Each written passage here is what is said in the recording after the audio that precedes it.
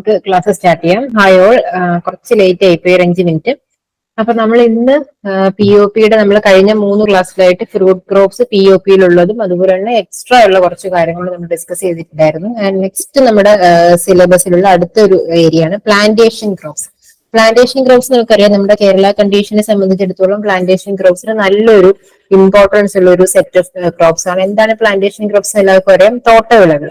അപ്പൊ അതിനകത്ത് നമുക്ക് ഇമ്പോർട്ടന്റ് ആയിട്ടുള്ള 3 ക്രോപ്സ് ആണ് ഇത്: കോക്കനട്ട്, അരക്കനട്ട്, ഓയിൽ പാം. ഇനി നമുക്ക് റബ്ബർ ഉണ്ട്, കോഫി, ടീ, അങ്ങനെ കുറെ അധികം ക്രോപ്സിനകത്ത് വരുന്നുണ്ട്.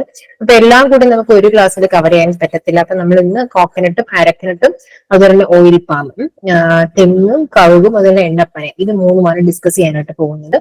ഇത് മൂന്നും തന്നെയും എക്സാം പോയിന്റ് ഓഫ് വ്യൂവിൽ അത്യാവശ്യം ഇമ്പോർട്ടന്റ് ആണ്. ഇമ്പോർട്ടന്റ് ഇൻ സെൻസ് നമുക്കിപ്പം നിങ്ങൾ എല്ലാവരും POP ഇത് വായിച്ചിട്ടുണ്ടാവും. പറ്റുമെങ്കിൽ POP കൂടെ അടുത്ത് ഉണ്ടെങ്കിൽ എടുത്ത് വെച്ചോളൂ. കാരണം എന്ന് വെച്ച് കഴിഞ്ഞാൽ നമുക്കിപ്പം ഇത് അറിയാം, നമുക്ക് പ്ലാന്റേഷൻ ക്രോപ്സ് നമ്മൾ വെജിറ്റബിൾസ് പഠിക്കുന്ന പോലെയോ അല്ലെങ്കിൽ നമുക്ക് ഫ്രൂട്ട്സ് പഠിക്കുന്നത് പോലെയോ അല്ല, കുറച്ചുകൂടി നമുക്ക് ഡീറ്റെയിൽഡ് ആയിട്ട് അതിന്റെ പ്രാക്ടീസസും കാര്യങ്ങളും ഒക്കെ കൊടുത്തിട്ടുണ്ടായിരിക്കും.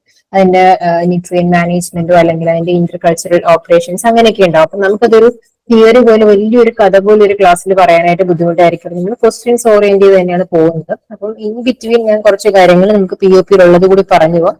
പറ്റുമെങ്കിൽ നമുക്ക് കയ്യിൽ POP ഉണ്ടെങ്കിൽ അടുത്തടുത്ത് വെച്ചോളൂ, അത് ഉപകരിക്കും. അപ്പൊ നമുക്ക് സ്ഥിരം നമ്മൾ ചെയ്യുന്ന പോലെ തന്നെ ക്വസ്റ്റ്യൻ ആൻസർ ആ ഒരു രീതിയിൽ പോവാം. ഫസ്റ്റ് പിന്നെ നമുക്ക് അടുത്ത ക്വസ്റ്റ്യൻ നോക്കിയും ഇൻ ബിറ്റ്വീൻ നമുക്ക് നമ്മുടെ POPയിൽ എന്തെങ്കിലും പറയുന്നത് ജസ്റ്റ് നോക്കാം. വീഡിങ് ആൻഡ് ഇന്റർകൾച്ചർ പറയുന്നുണ്ട്. വീഡിങ് എന്ന് പറയാൻ നമുക്ക് കള പറിക്കുന്നത്. ഇന്റർകൾച്ചറൽ ഓപ്പറേഷൻ എന്ന് വെച്ചാൽ ഈ കൃഷിയുടെ ഇടയ്ക്ക് ചെയ്യുന്ന കാര്യങ്ങളുണ്ട്. അപ്പൊ അതെന്തൊക്കെയാണ്? നമ്മൾ തടം എടുക്കുന്നത് അതിനകത്ത് വരുന്നു, വീഡിങ് ചെയ്യുന്നത് അതിനകത്ത് വരുന്നു. അതൊക്കെയാണ് ഇന്റർകൾച്ചറൽ ഓപ്പറേഷൻസ് എന്ന് പറയുന്നത്. ഓക്കെ, അടുത്തതായിട്ട് which of the following techniques are practiced for drought management in coconut gardens? ഏതൊക്കെയാണ് നോക്കിയേ?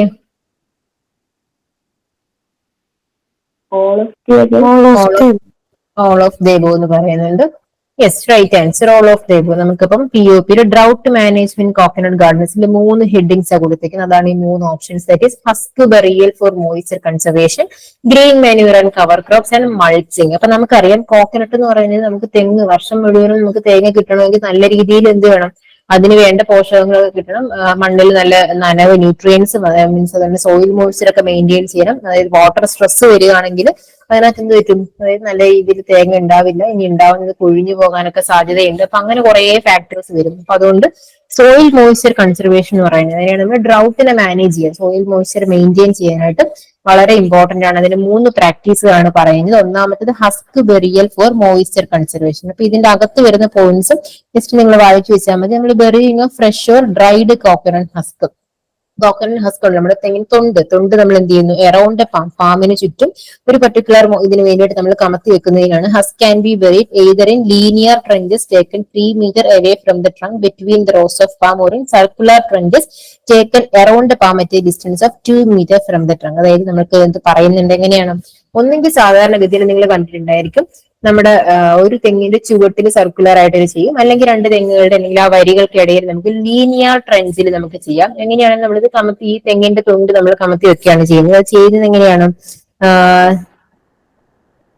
husk are to be placed in layers with concave surface facing upwards and covered with soil. എന്നിട്ട് നമ്മൾ മണ്ണ് വെച്ചിട്ട് cover ചെയ്യാം. അപ്പൊ ഇതെന്ത് വെച്ച് കഴിഞ്ഞാൽ മോയ്സ്ചർ പിടിച്ചു വെക്കുന്നു, അല്ലെങ്കിൽ മോയ്സ്ചർ കൺസേർവ്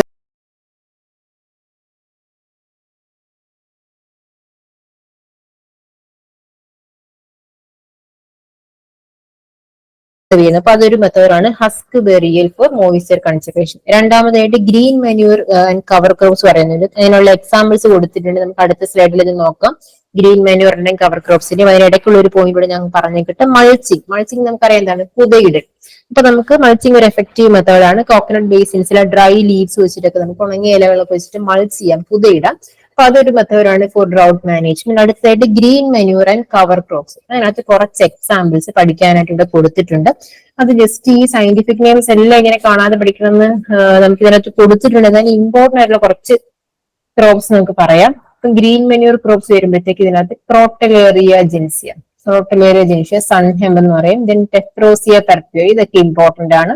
ഇൻഡിഗോഫെറ ഹിർസ്യൂട്ടയും പ്യുറേറിയ ഫെസിയോറോയിഡ്സ് ഒക്കെ ഒന്ന് വായിച്ചു വെക്കുക. കോമൺ ആയിട്ടുള്ള ഇതൊക്കെ തന്നെയാണ് കേട്ടോ.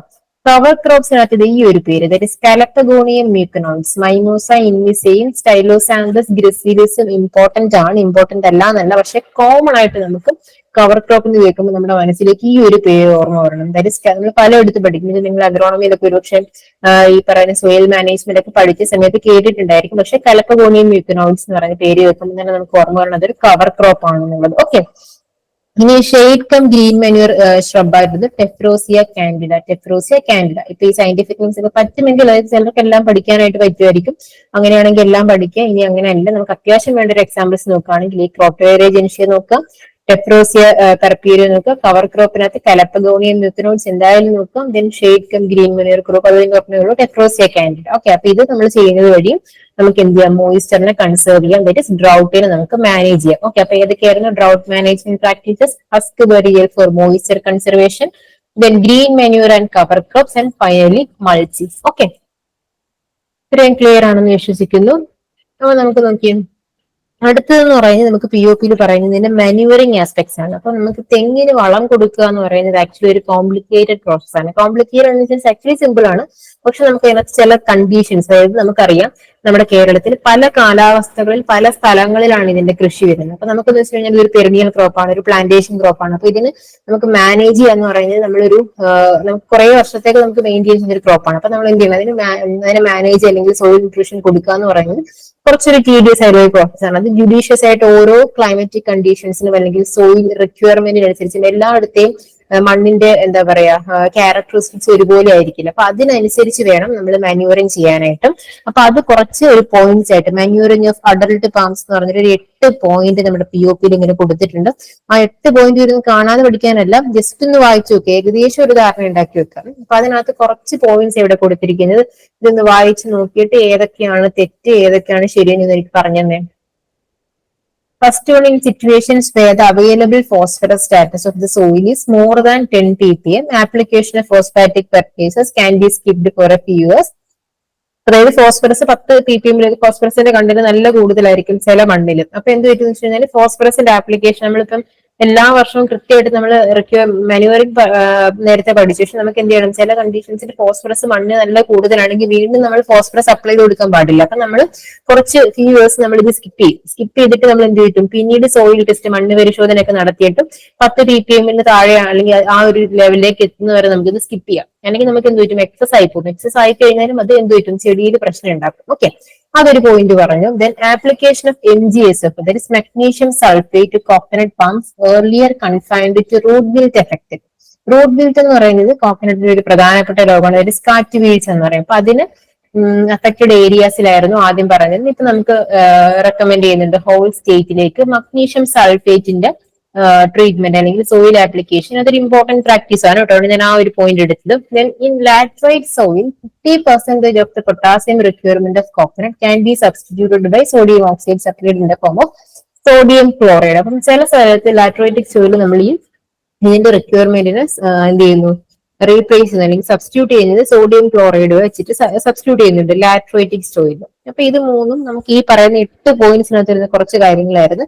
ഇത് നിങ്ങൾ പി ഒ പിയിൽ വായിച്ചു നോക്കിയപ്പോൾ എന്തെങ്കിലും തെറ്റെന്ന് തോന്നിയോ? ഏതെങ്കിലും പോയിന്റ്സ് തെറ്റുണ്ടോ? എല്ലാം കറക്റ്റ് ആണോ? എന്താണ് ഏതാ ഇതിനകത്ത് ഏത് ഓപ്ഷനാ? ഓപ്ഷൻ എ ആണോ, ബി ആണോ, സി ആണോ, ഡി ആണോ? ബി ആണോ പറഞ്ഞു? ബി ആണോ? ബി. ഞാൻ കരുതി ഇത്രയും നേരം കേട്ടിട്ട് നിങ്ങൾ ഡി ആ പറഞ്ഞത്. ഓക്കെ, ഓപ്ഷൻ ബി, അതായത് 3 പോയിന്റ്സും കറക്റ്റ് ആണ്. ഇനി നമുക്ക് കുറച്ച് പോയിന്റ്സും കൂടി എവിടെയുണ്ട്, നമ്മുടെ പി ഒ പിയിലുണ്ട്. അത് ജസ്റ്റ് ഒക്കെ ഒന്ന് വായിച്ചു വെച്ചാൽ മതി. ഇമ്പോർട്ടന്റ് ആയിട്ടുള്ള കാര്യം എന്ന് വെച്ചാൽ ഈ റൂട്ട് ബിൽറ്റ് എഫക്റ്റഡ് ഏരിയാസിൽ നമ്മൾ മഗ്നീഷ്യം സൾഫേറ്റ് കൊടുക്കുന്നത് ഓർത്ത് വെക്കുക. പിന്നെ നമ്മൾ ഈ പറയുന്ന പോലെ തന്നെ എന്താണ് നമ്മുടെ ഫോസ്ഫറസിന്റെ അളവ് പറയുന്ന കാര്യങ്ങള്. പിന്നെ ഫസ്റ്റ് ഇപ്പൊ under irrigated conditions fertilisers can be applied 3 to 4 equal split dose, അതായത് പല 3-4 ഈക്വൽ സ്പ്ലിറ്റ് ഡോസ് ആയിട്ട് കൊടുക്കുന്ന കാര്യം പറയുന്നത്. അത് അത്ര ഇമ്പോർട്ടന്റ് അല്ല, ജസ്റ്റ് ഒന്ന് അറിഞ്ഞിരുന്നാൽ മതി. എല്ലാ കാര്യങ്ങളും അങ്ങനെ പഠിക്കണം എന്ന് ഞാൻ പറയത്തില്ല കേട്ടോ, അതായത് ഫുൾ ഇരുന്ന് കാണാൻ പഠിക്കാൻ പറ്റത്തില്ല. ജസ്റ്റ് ഏകദേശം ഇങ്ങനെയൊക്കെയാണ് ഒരു ധാരണ ഉണ്ടാക്കാം. നമുക്കൊരു സ്റ്റേറ്റ്മെന്റ്, കുറെ സ്റ്റേറ്റ്മെന്റ് വരുമ്പോൾ നമുക്ക് കാണുമ്പോൾ ഇന്നത് ഏകദേശം മനസ്സിലാവുന്ന രീതിയിൽ നമ്മളൊന്ന് പഠിച്ചു വെക്കുക. നമ്മൾ എപ്പോഴും റിലേറ്റ് ചെയ്ത് പഠിക്കേണ്ടത് നമ്മളിത് കൃഷി ചെയ്യുന്നു അല്ലെങ്കിൽ നമ്മളിത് ഒരാൾക്ക് പറഞ്ഞു കൊടുക്കുന്ന ഒരു രീതിയിൽ പഠിക്കുക. അല്ലെ നമ്മളിപ്പോ അഗ്രികൾച്ചർ അസിസ്റ്റന്റ് ആയിട്ട് വർക്ക് ചെയ്യുമ്പോൾ നമ്മൾ ഒരു ഫാർമർ വരുമ്പോൾ നമ്മൾ ആ പുള്ളിക്കാരന് പറഞ്ഞു കൊടുക്കുന്ന രീതിയിലേക്ക് നമ്മൾ പഠിക്കുകയാണെങ്കിൽ നമുക്കത് പെട്ടെന്ന് റിലേറ്റ് ചെയ്തിട്ട് ഓർമ്മ വെച്ച് പഠിക്കാൻ പറ്റും. ഓക്കെ, പിന്നെ നമുക്കുള്ളത് എന്ന് പറയുമ്പോൾ രണ്ട് ഫെർട്ടിലൈസർ മിക്സിന്റെ കാര്യം നമ്മുടെ പുതിയ POP അതായത് കൽപ്പവർദ്ധിനി പാമിൽ കൊടുക്കുന്ന ഒരു മെനുവറിന്റെ കാര്യം പറയുന്നുണ്ട്. ദെൻ കൽപ്പ പോഷകം. അപ്പം ആ രണ്ട് പേരുകൾ ജസ്റ്റ് നോർത്ത് വെക്കാൻ ഞാനത് PPT ആഡ് ചെയ്യാൻ മറന്നുകയാണ്, ഞാൻ ആഡ് ചെയ്തേക്കാം. കൽപ്പവർദ്ധിനിയും കൽപ്പ പോഷകം. ഓക്കെ, പോഷകം എന്നുള്ള രീതിയിൽ ഒരു മിക്സിന് ന്യൂട്രിയന്റിന്റെ ഇതിന് പറയുന്ന പേരാണ് കൽപ്പ പോഷകം എന്ന് പറയുന്നത്. ഓക്കെ, അപ്പം അതായപ്പോ നമുക്ക് എന്ത് എഴുതും, നമ്മുടെ മാനുവറിങ് ആസ്പെക്ട്സ് കഴിഞ്ഞു. അപ്പൊ അതിനകത്ത് ആ ടേബിൾ ഞാൻ പറഞ്ഞു ഇമ്പോർട്ടന്റ് ആണ്, ആ ടേബിൾ നിങ്ങൾ നല്ല രീതിയിൽ പഠിക്കുക. അതിനുശേഷം ഈ ഒരു 8 പോയിന്റ് ഇമ്പോർട്ടന്റ് ആണെന്ന് ഞാൻ പറയുന്നത്, അതായത് മാനുവറിങ് കാര്യങ്ങളാണ്, ഒരു സ്റ്റേറ്റ്മെന്റിലൊക്കെ വരാം. പക്ഷെ കുത്തിയിരുന്നത് കാണാതെ പഠിക്കണം എന്ന് ഞാൻ പറയത്തില്ല കേട്ടോ. അടുത്തത് Inter cropping and mixed cropping, അതും ഇമ്പോർട്ടന്റ് ആണ്. അതായത് നമുക്കിപ്പം ചോദിക്കാം താഴെ കൊടുത്തിരിക്കുന്നതിൽ ഇന്റർ ക്രോപ്പ് ആയിട്ട് ഉപയോഗിക്കാൻ പറ്റുന്ന കോക്കനട്ട് ഗാർഡൻസിൽ ഇന്റർ ക്രോപ്പ് ആയിട്ട് ഉപയോഗിക്കാൻ പറ്റുന്ന ഒരു ക്രോപ്പ് സെലക്ട് ചെയ്യാൻ പറഞ്ഞു കഴിഞ്ഞാൽ നമുക്ക് ഈ പറയുന്ന കാര്യങ്ങൾ ഓർത്തിരിക്കണം. അപ്പൊ അതിനകത്ത് ഒന്നാമതായിട്ട് സീരിയൽസ്, റൈസ് ബേസ് ഒക്കെ ചെയ്യാം. റൈസ് യൂഷ്വലി നമ്മൾ എപ്പോഴും കാണുന്നത് വെച്ച് കഴിഞ്ഞാൽ ഒന്നെങ്കിൽ നമുക്ക് ഈ പറയുന്ന സ്പൈസസ് ആൻഡ് കോണ്ടിമെന്റ്സ്, ഇഞ്ചിയോ മഞ്ഞളോ അല്ലെങ്കിൽ വെജിറ്റബിൾസ് കൾട്ടിവേറ്റ് ചെയ്യുന്ന, അല്ലെങ്കിൽ ചിലപ്പോൾ ട്യൂബർ ക്രോപ്സ് ടപ്പിയോക്ക, അല്ലെങ്കിൽ ഇതിന്റെ ഇടയ്ക്ക് എന്ത് പറ്റുന്നു, തെങ്ങിൻ തോട്ടത്തിനിടയ്ക്ക് വാഴ വെച്ചിരിക്കുന്ന കാണാം, അതായത് വാഴ നടാറുണ്ട്. അപ്പൊ ഇതൊക്കെയാണ് ഒരു യൂഷ്വൽ ആയിട്ടുള്ള എന്തെന്ന് പറയുന്നത് ഇന്റർ ക്രോപ്സ്. പക്ഷെ നമുക്ക് എക്സാമ്പിൾസ് കുറച്ച് വരുമ്പോൾ അത് പഠിക്കേണ്ടി വരും. അത് സീരിയൽസ്, റൈസ്, മീസ് ഒക്കെ ചെയ്യാം. ലെഗ്യൂംസും പൾസസും, ഗ്രൗണ്ട് നട്ട്, കപ്പനട്ട്, ഗ്രൗണ്ട് നട്ട് ചെയ്യാം. ഹോൾസ് ഗ്രാം, കൗപ്പ് ചെയ്യാറുണ്ട്. ട്യൂബേഴ്സ് വരുമ്പോൾ ഏറ്റവും കോമൺ ടപ്പിയോക്ക, സ്വീറ്റ് പൊട്ടറ്റോ, ഓൾമോസ്റ്റ് എല്ലാം തന്നെ എക്സാമ്പിൾസ് വരുന്നുണ്ട് കേട്ടോ. അങ്ങനെ സ്പെസിഫിക് ആയിട്ടുള്ളത് പഠിക്കുക, അങ്ങനെ വരുമ്പോൾ ഞാൻ പറയാം. Yams, colocasia. Then spices and കോണ്ടിമെന്റ്സിനകത്ത് ജിഞ്ചർ, ടർമറിക് ഭയങ്കര കോമൺ ആട്ടോ. ദെൻ ചില്ലി, പെപ്പർ, നട്ട്മെഗ്, ജാതിയൊക്കെ, ദെൻ സിനമൺ, ക്ലോവ്, ഇതെല്ലാം തന്നെ സ്പൈസസ് ആൻഡ് കോണ്ടിമെന്റ്സ് നമുക്ക് കൾട്ടിവേറ്റ് ചെയ്യാം. കാരണം എന്താണ്, നമുക്കൊരു തെങ്ങിൻ തോട്ടത്തിൽ ആവശ്യത്തിലധികം സ്പേസ് ഉണ്ട്. നമ്മുടെ സ്പേസിംഗ് എത്ര, 7.6 by 7.6. അപ്പൊ അതിന്റെ ഇടയ്ക്ക് നമുക്ക് ആ ഇന്റർ സ്പേസ് വെറുതെ ഇടാതെ നമുക്ക് എഫക്റ്റീവ് ആയിട്ട് യൂട്ടിലൈസ് ചെയ്യുന്ന, എന്താണ് ഇന്റർ ക്രോപ്പിംഗ് എന്നുള്ളത് ഞാൻ എടുത്ത് പറയണ്ടല്ലോ. നമുക്ക് എഫക്റ്റീവ് ആയിട്ട് യൂട്ടിലൈസ് ചെയ്യുന്നതിന് വേണ്ടിയിട്ട് അപ്പൊ നമുക്ക് അത് POP കൊടുത്തിട്ടുണ്ട് കേട്ടോ. It ensures better land utilisation. അതായത് നമ്മൾ ഇതിനിടയ്ക്കുള്ള സ്ഥലം വെറുതെ ഇട്ട് കഴിഞ്ഞാൽ അത് കള കയറി നശിച്ചു പോകത്തുള്ളൂ. അപ്പൊ അതിലും നല്ലത് നമുക്ക് എന്ത് ചെയ്യാം, ആ സ്ഥലത്ത് എന്ത് ചെയ്യാം, നമുക്ക് ഈ ക്രോപ്സ് കൾട്ടിവേറ്റ് ചെയ്ത് എക്സ്ട്രാ ഇൻകം കൂടിയോ. Energy harvesting, solar energy harvesting, efficient water use, നമ്മൾ കൊടുക്കുന്ന വാട്ടർ എഫിഷ്യന്റ് ആയിട്ട് യൂട്ടിലൈസ് ചെയ്യുന്നു. Utilisation of soil nutrient resources, more returns and insurance against crop field. നമ്മൾ തെങ്ങ് മാത്രം ചെയ്തുകൊണ്ടിരുന്നു കഴിഞ്ഞാൽ നമുക്ക് തേങ്ങ മാത്രമേ കിട്ടുന്നുള്ളൂ. അതിന്റെ ഇടയ്ക്ക് കൂടെ നമ്മൾ ഇന്റർ ക്രോപ്സ് ഇടവേള ചെയ്ത് കഴിഞ്ഞാൽ നമുക്ക് അതിന്റെയും റിട്ടേൺസ് കിട്ടുന്നു. അപ്പൊ അങ്ങനെ കുറച്ച് അഡ്വാൻറ്റേജസ് ഒക്കെ ഉണ്ട്. അത് നമ്മൾ ജനറൽ ആയിട്ട് എന്താണ് ഇന്റർ ക്രോപ്പിംഗിന്റെ അഡ്വാൻറ്റേജസ് അതിനകത്ത് പറയാൻ അതേ കാര്യങ്ങൾ തന്നെയാണ്. അതൊരിക്കൽ കൂടി നമുക്ക് POP പറഞ്ഞിട്ടുണ്ടെന്നേ ഉള്ളൂ, അത് അറിഞ്ഞിരിക്കാം. അടുത്തത് ഫ്രൂട്ട് ക്രോപ്സ്. ഫ്രൂട്ട് പ്ലാന്റ്സ് അകത്ത് ബനാന, പൈനാപ്പിൾ, പപ്പായ ഒക്കെ ചെയ്യാം. അതിനകത്ത് ബനാന വെറൈറ്റി പാളയംകോട്, നമ്മൾ ബനാന പഠിച്ച സമയത്തും പറഞ്ഞിട്ടുണ്ടായിരുന്നു. കോക്കനട്ട് ഗാർഡൻസിൽ നമുക്ക് പാളയംകോടനൊക്കെ ഇന്റർ ക്രോപ്പ് ആയിട്ട് യൂസ് ചെയ്യാം. ചിലപ്പം വളരെ സ്പെസിഫിക് ആയിട്ട് അങ്ങനെ എടുത്ത് ചോദിക്കാം, ബനാനയുടെ ഏത് വെറൈറ്റിയാണ് കോക്കനട്ട് ഗാർഡൻസിൽ ഇന്റർ ക്രോപ്പ് ആയിട്ടുള്ളത്. പാളയംകോടൻ അത്തരത്തിലൊരു വെറൈറ്റിയാണ്. അത് കൂടാതെ കുറച്ച് വെറൈറ്റീസും കൂടെ നമ്മളവിടെ പഠിച്ചിട്ടുണ്ടായിരുന്നു, അത് നിങ്ങൾ നോട്ട് ചെയ്യാം കേട്ടോ.